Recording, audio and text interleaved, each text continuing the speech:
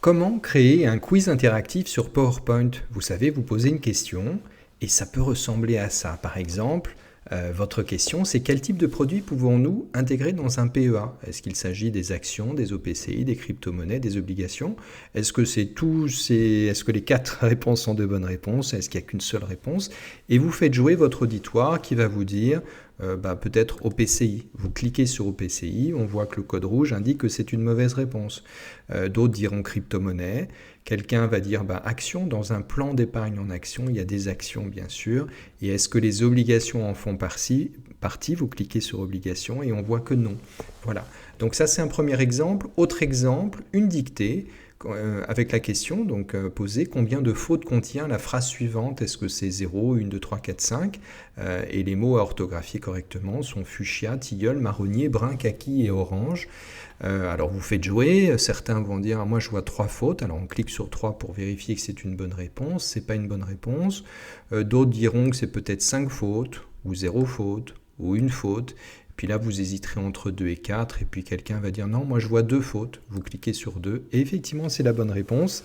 Les 2 fautes sont au mot orange, qui est un variable, et fuchsia, qui s'écrit C-H-S-I-A. Voilà. Alors, comment est-ce qu'on fait ce genre de quiz? C'est interactif parce que, je vous rappelle, l'affichage des coches ou l'affichage des réponses n'est pas dans mon ordre à moi, c'est dans l'ordre de la prise de parole finalement de mon auditoire qui dit 1, 2, 4, 5, etc. C'est dans l'ordre. Donc on peut jouer réellement et vous pouvez également envoyer vos PowerPoint avec des tests d'auto-évaluation sur des contenus que vous envoyez avec ce système de cases à cocher avec les bonnes et les mauvaises réponses.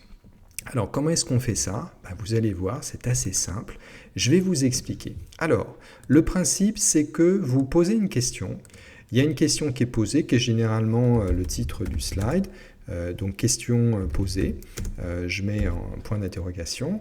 Donc, vous titrez sur la question. Ensuite, c'est un système de cases que l'on va retourner, un peu comme dans le jeu de memory.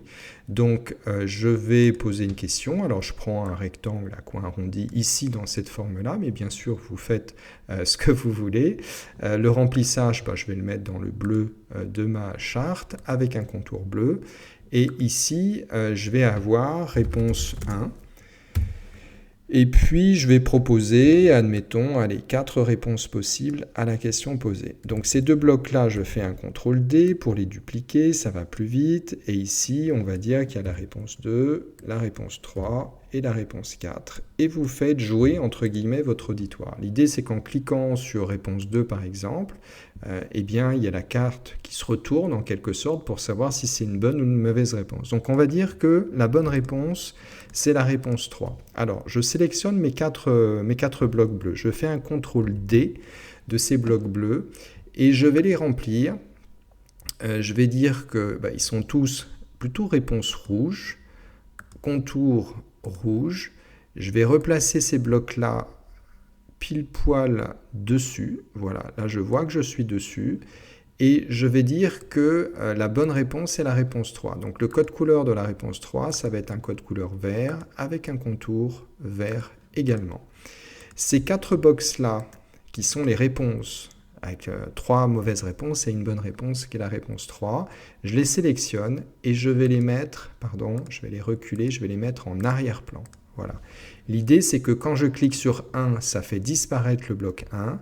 Le bloc 2, le bloc 3, le bloc 4, c'est pareil. Donc je vais mettre une animation rouge de sortie, ce que Microsoft appelle sortie, ce qui est une disparition. Donc en cliquant sur ces blocs, ils vont disparaître. Vous voyez, c'est un effet rouge.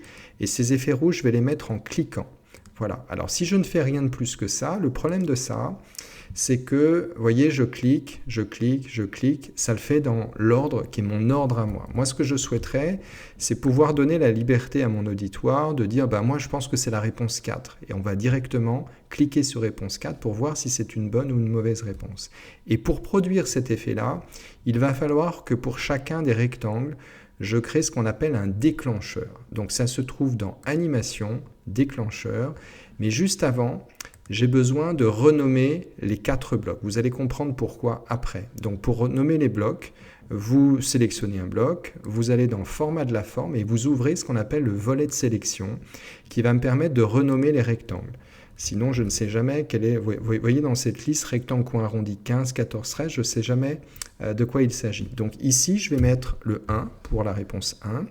Ici, je vais le renommer en mettant le 2, la réponse 2. Ici, dans le volet sélection, je sélectionne, je mets un 3. Et ici, pour le bloc 4, je sélectionne et je mets le chiffre 4.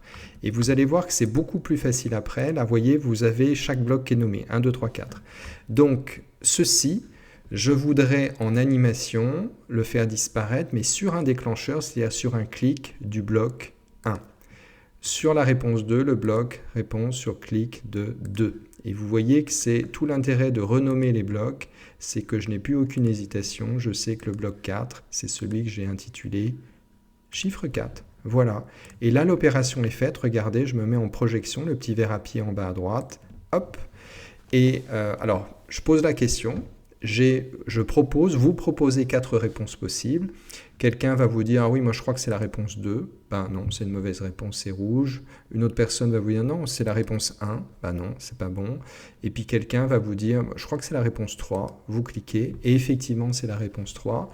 Pour la forme, vous vérifiez, ça vous permet de faire passer le message que la réponse 4 n'est pas la bonne réponse. Voilà, alors vous connaissez le principe de cette chaîne, tuto-powerpoint.fr, maintenant c'est à vous de jouer. Reprenez cette vidéo pas à pas, vous voyez, je suis reparti d'un écran blanc, donc en faisant des arrêts sur image, vous allez comprendre très rapidement comment faire des quiz interactifs. Maintenant, c'est à vous de jouer.